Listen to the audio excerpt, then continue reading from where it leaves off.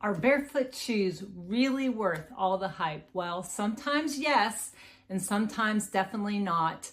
As a podiatrist, I have concerns over the use of barefoot shoes in certain individuals. So in this video, I'm going to share my top 5 warnings and precautions. So please check it out before you make that big purchase to barefoot shoes and its transition. Hey everybody, it's Dr. Gaffney from Dr. Gaffney Best Foot here, sharing tips and tricks of what has helped my patients over the years in order to save you time and money in your foot care decisions. Here are 5 precautions to help you prevent foot injury when you consider switching over to barefoot shoes. Number 1, if you're older, so be careful switching over to barefoot shoes. I'm not going to give you a number on what it's like to be older, but the people who are older, you know who you are. When you're older, though, you know, your muscles, your tendons, your ligaments are less resilient and they're more susceptible to injury. An older person can get up out of a chair or get up out of bed and hurt themselves. There's lots of mystery injuries when you're older. So not saying that transition to a barefoot shoe can't be done when you're older. You just need to take it slower, work with your podiatrist, and be careful when you're doing it so you don't get an injury that lays you up about 6 to 8 weeks.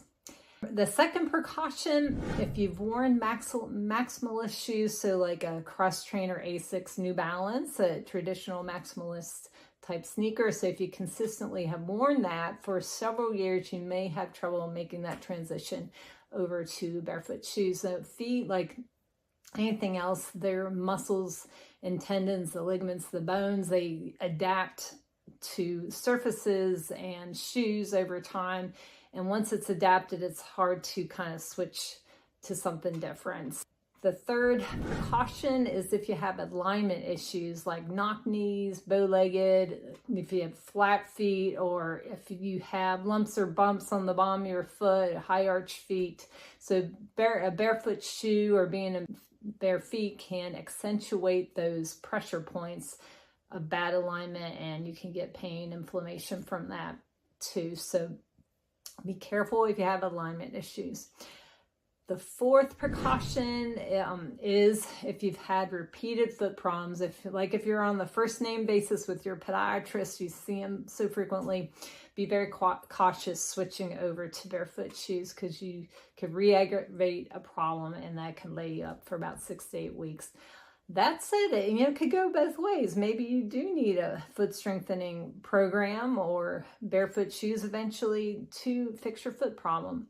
But I would not make that decision by yourself. I would talk with your podiatrist and kind of work that into your treatment protocol and do it that way so you don't end up hurting yourself.